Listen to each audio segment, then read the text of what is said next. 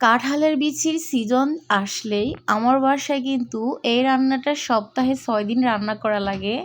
কারণ এত বেশি মজার, আমি নিজেও যেমন পছন্দ করি, আমার বাসার সবাই কিন্তু খুব বেশি মজা করে এই তরকারিটা খায়। এটা অনলি অন এক পদই যথেষ্ট গরম ভাতের সাথে, আর কোনো কিছুরই প্রয়োজন হবে না। আমি কাঁঠালের বিচি সংরক্ষণ করে রেখে দেই শুধুমাত্র এই রেসিপিটা খাওয়ার জন্য। চলো বন্ধুরা, কিভাবে তৈরি করেছি অবশ্যই দেখিয়ে দিচ্ছি। মূলত আমি আজকে কাঁঠালের বিচি দিয়ে শুটকি দিয়ে কলমি শাকের একটা রেসিপি করব।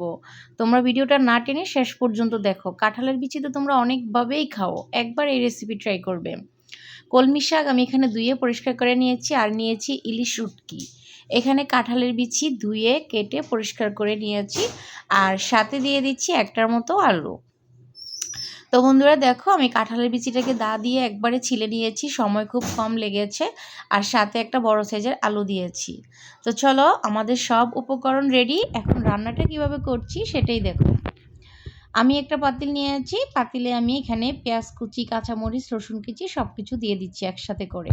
তোমরা অবশ্যই খেয়াল করেছো আমি অনেকগুলো পেঁয়াজ, রসুন, কাঁচামরিচ দিয়েছি, অবশ্যই পেঁয়াজটা রসুনটা বাড়িয়ে দিবে। এই পর্যায়ে দিয়ে দিলাম শুটকিগুলো, তারপর দিয়ে দিচ্ছি এখানে কাঁঠালের বিচি আর আলুটাকে। আর শুটকি রান্নার ক্ষেত্রে কিন্তু বেশি মশলার প্রয়োজন হয় না, অল্প কিছু দিলেই হয়ে যায়। সামান্য পরিমাণে একটু আদা বাটা, রসুন বাটা দিলাম, স্বাদমতো লবণ, হলুদের গুঁড়া, সামান্য পরিমাণে ভাজা জিরার গুঁড়া, ধনিয়ার গুঁড়া দিয়ে দিলাম। এখন দিয়ে দিচ্ছি সরষের তেল। তো সব কিছু পরিমাণ মতো দেওয়া শেষ। এখন আমি হাত দিয়ে খুব ভালো মতো করে এই উপকরণগুলোকে মাখিয়ে নিব। এই রান্নাটা কেন যে এত মজা হয় এভাবে রান্না করলে! আমি তো অনেক অনেক কাঁঠালের বিচি সংরক্ষণ করে রেখে দেই সব সময়, যেন যখনই ইচ্ছা হয় তখনই এই রান্নাটা করতে পারি। এটা এত ভালো লাগে, আপনারা বাসায় ঠিক আমি যেভাবে করেছি এভাবে একবার হলেও রান্না করে দেখবেন কাঁঠালের বিচি দিয়ে শুটকি দিয়ে। আমি তো এখানে ইলিশ মাছের শুটকিটা নিয়ে আছি, আপনাদের কাছে যে শুটকি থাকবে সেটা দিয়ে রান্না করতে পারেন, কোনো সমস্যা নেই। খুব ভালো মতো করে মাখিয়ে নেবেন যেন একটা গ্রান বের হয়ে আসে পেঁয়াজ, মরিচ সবগুলো উপকরণ থেকে। তো ফাইনালি কিন্তু আমার মাখানোটা হয়ে গেছে, দেখেন কি সুন্দর একটা কালার হয়েছে। রান্না করার পরেও কিন্তু এই কালারটাই থাকবে। এখন হচ্ছে আমি এখানে হাত ধুয়ে তারপর পানিটা দিয়ে দিব। তো আমি এখানে 2 গ্লাস পরিমাণ পানি দিব, 1 গ্লাস দিয়েছি, আরও আধ গ্লাস পানি দিব। তারপরে হচ্ছে এটাকে আমি চুলায় বসিয়ে দেব। কি বন্ধুরা, দেখে কি মনে হচ্ছে ভীষণ মজা হবে না শুটকিটা? তোমরা কে কে এভাবে করে রান্না করেছো আমাকে কমেন্টস করে জানাবে, আর যারা রান্না করোনি আমার রেসিপিটা দেখে একবার হলো রান্না করে খেয়ে দেখো, ভীষণই মজা পাবে।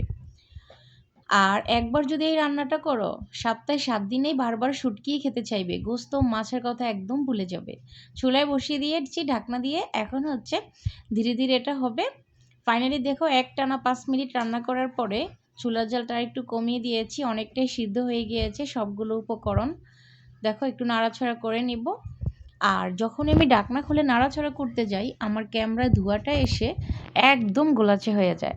তোমরা যারা ভিডিও বানাও তোমাদের এমন হয় কি না আমাকে জানিও তো বন্ধুরা। তখন হচ্ছে তরকারির যে একটা কালার থাকে সেটা অন্যরকম দেখা যায়, একটা বিশ্রী দেখা যায়। ধোঁয়াটা চলে গেলে আবার ক্যামেরাটা ঠিক হয়ে যায়, দেখো।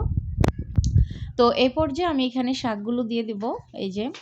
তো সবগুলো কলমি শাক আমি এখানে দিয়ে দিব, দিয়ে হচ্ছে এটাকে আরেকটু পানি দিয়ে দিব। তো এখানে আর কোনো পানি দিব না, যা পানি দিয়েছি এই উপকরণ এই পানির মধ্যে কিন্তু রান্না করে নিতে হবে, আর কোনো পানি দিলে শুটকি রান্নার টেস্ট পাওয়া যাবে না। ঢাকনা দিয়ে রান্না করে নিয়েছি একটানা 5 মিনিট। এরপরে দেখো নিচ থেকে শাকগুলো অনেকটাই কমে গিয়েছে। আর এই রান্নার বিশেষত্ব হচ্ছে কাঁঠালের বিচিটা একটু বাড়িয়ে দিবে, তাহলে খেতে দেখবা কি যে মজা লাগে। আমার কাঁঠালের থেকেও কাঁঠালের বিচিটা অনেক বেশি পছন্দ।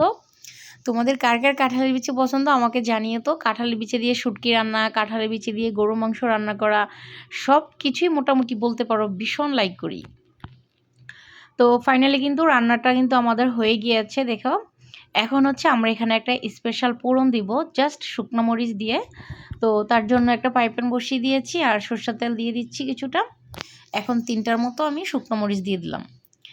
তোমরা চাইলে সাথে একটু রসুন কুচিও দিতে পারো, বাট প্রয়োজন নেই, আমি যেহেতু প্রথমে অনেকগুলো দিয়েছি। ভালো মতো গরম করে নিয়ে আমি দিয়ে দিলাম। এই ফোড়নটাই কিন্তু শুটকি তরকারিটার টেস্ট আরও বেশি বাড়িয়ে দেয়। তো নাড়াচাড়া করে এটাকে আর একটু শুকনো শুকনো করে নামিয়ে নিব। একটু মাখা মাখা ঝোল রেখে দিলে এটা যখন ঠান্ডা হয়ে যাবে তখন কিন্তু অনেকটাই আরও জমে যাবে। তো বন্ধুরা কেমন লেগেছে তোমরা কমেন্টস করে জানিয়ে দিও। আর আমি হচ্ছে এখন চুলা থেকে এটাকে নামিয়ে নিব, নামিয়ে জাস্ট গরম গরম ভাতের সাথে খেয়ে নিব। কারণ এই ধরনের তরকারিগুলো আমি যখন রান্না করি আমার নিজেরই ধৈর্য থাকে না যে আমি কখন খাবো।